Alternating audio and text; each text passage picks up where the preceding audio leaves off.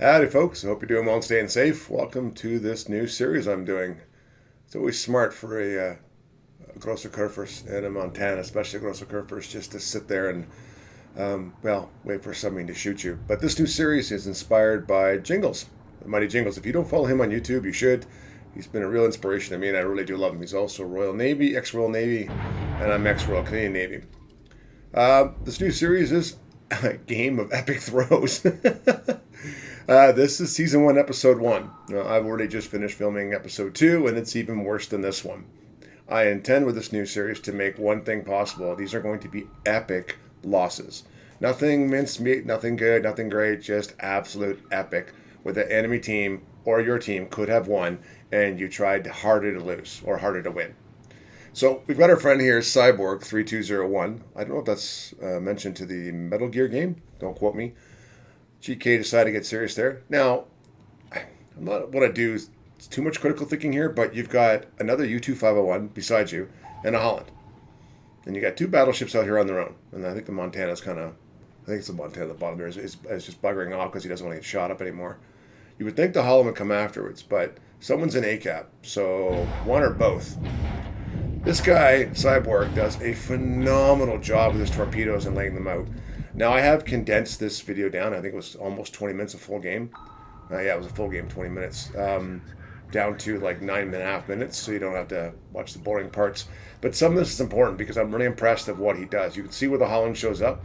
Obviously, she's in the capping, and you've got where U2501 is. He needs to get rid of that submarine, because that submarine gets around him, it's going to start taking out his ships. And there's no aircraft carrier. I would say the greatest threat to a submarine is the CV. That's my personal belief, because you can sit there and spot them for days on end. All right, so what's our GK friend doing? He's just kind of taking off. I think they both are. I think they both realize the model's coming in and they play. And there's our friend the Holland. Again, the Holland's going after Shimakaze and vice versa. Again, don't know what their U-boat's doing, but you know U2501 is around here somewhere. And Cyborg is just, well, he's being a bit of a jerk to this Holland. I love it. I wonder how this is going to go. Let's see what's going to happen here. Yeah. Spot it that long, and there goes the Shimakaze, too. So it's kind of a mutual exchange. One Shimakaze for a Holland, so it is what it is. But now, he's just going to head straight forward and see where that submarine is. Again, if he doesn't take out that submarine is going to get behind him, and it's going to end up taking out his team. But there's mutual detection, so it comes down to submarine versus submarine duel. And I'll give him credit. Spoiler, he ends up winning. I mean, he is the main. Cyborg 3201 is the main attraction here. But he does a good job. I also, in these videos, I want you to see if you see where I see where the enemy team really starts screwing up when they try to win harder, if you know what I mean. Spoiler alert, his team actually wins and he's the main star. But it's an epic ending. And it's not one you normally see. I've put it once on this show before because it's very rare to see these kind of endings. But again, he's put his hydro up, so now I can see the submarine. I saw something weirder on this it'll happen with the Yu Yang a bit later on in the video for detectability at periscope depth, so it's kind of weird. But again, great set of torpedoes. He knows exactly where he is. Now he's gone. I think that was a bit of a pitadel, but there you go. Now he owns the cap. Let's fast forward here. Now this Jinan did a good job of dodging his torpedoes. I'll give him credit, but it's a Pan-Asian cruiser. And if you see my entire video on this, that's how the line goes. Full health to pretty much full health down to you're now gone and you're no longer in the game. I cannot stress enough that the Pan-Asian cruisers, they are not brawlers, just like the new Japanese light cruisers. Fast forwarding again. Now he's going after the Yamato. Now he just got nailed here because he got spotted for a split second, but he puts a whole bunch of damage and hurt into the Yamato. Now, typical Yamato player that doesn't want to brawl, they just sit in the back and they just go backwards. This is not how you play a battleship, ladies and gentlemen. If you're going to sit in the back, you need to keep moving. Watching a Trent Lass, or in my opinion, Potato Quality, that's to contribute CCs actually. Watch their videos. I mean, they're fantastic. You got to keep moving, keep angling, and make sure you're contributing. You also, if you want to be in a battleship, try to get towards the center of the map in the back there. That way you can shoot your guns across each side of each cap and help out. But he didn't quite help out, and you know his ending. Hey, he's going back to port. Again, Cyborg is doing a phenomenal job of covering off and pushing. Fast forwarding again, got a couple more victims over there. We got the Moskva over there, and And he just hit the Mecklenburg, who in chat is going to get a little bit juicy. But the Mecklenburg was ignoring him. So, and that's what the cause is. So he's just going to sit here and wait. And wait. And the Mecklenburg gun's pointing towards something else, probably over towards the Thunder, not paying attention. I don't know if the Mecklenburg, I don't have it, so I don't know if it has hydro or not. I'd have to look that one up, but not doing well for him. And he's already moved on. He knows it's going to be the end result. He's dead. And again, here's kill number 3. This guy's doing phenomenal, in my opinion. And there's the Moskva. Now he's going to start picking on the Moskva. He pings here several times. The Moskva doesn't do anything, in my opinion, to maneuver out of the way or get out of the way of the submarine. She just sits there and concentrates on nothing. There's only 2 battleships and him left. And this Moskva just ate a face full of torpedoes. So they're still up 4 ships to 3. But this Moskva obviously is going to go down.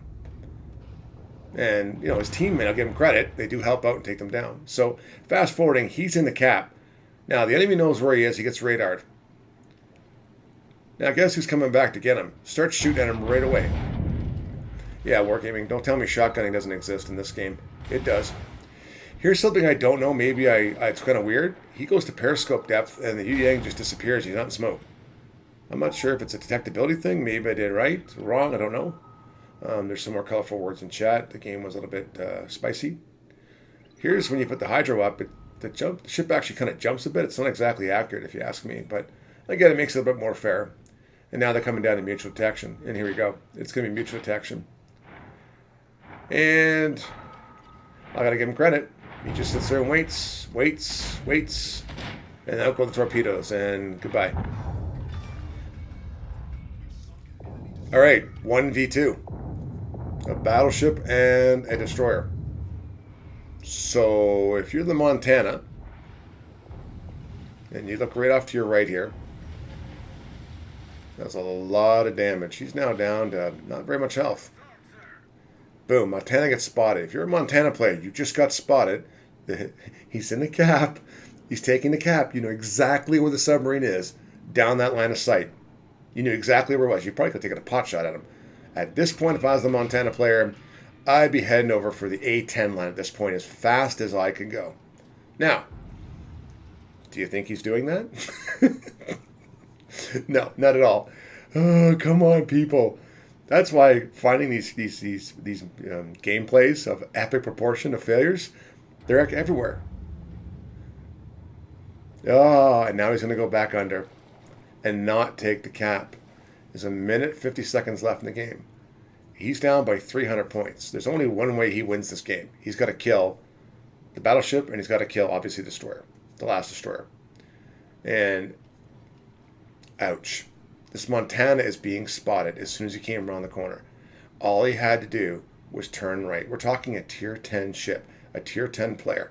That's all he had to do was leave. And he probably could have got away, but he won't. And now this guy is going to close him point blank range. And he's just going to go deep and turn right, head back to the cap. His intuition, Cyborg's intuition, was dead spot on for this and what he did. A little battery is irrelevant because Montana's dead. He just doesn't know it yet. And we always say, real war gamers don't look at explosions. Sorry, I'm having a bit of a coughing match in between these takes. I'm going to say it now to you. Do you guys like the new series? Do you want me to keep doing these? Because these replays are fun to watch, and they are epic. This one doesn't spoil either. Let me know down below in the comments what you think of it. I'm going to do this, probably I always do. Hey, take care, stay safe. But I want you to watch the very end because it's amazing.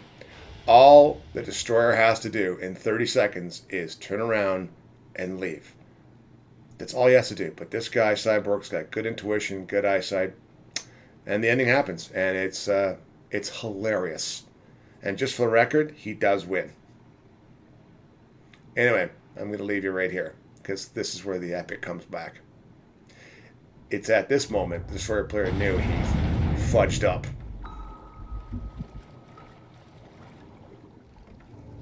He only had to run away.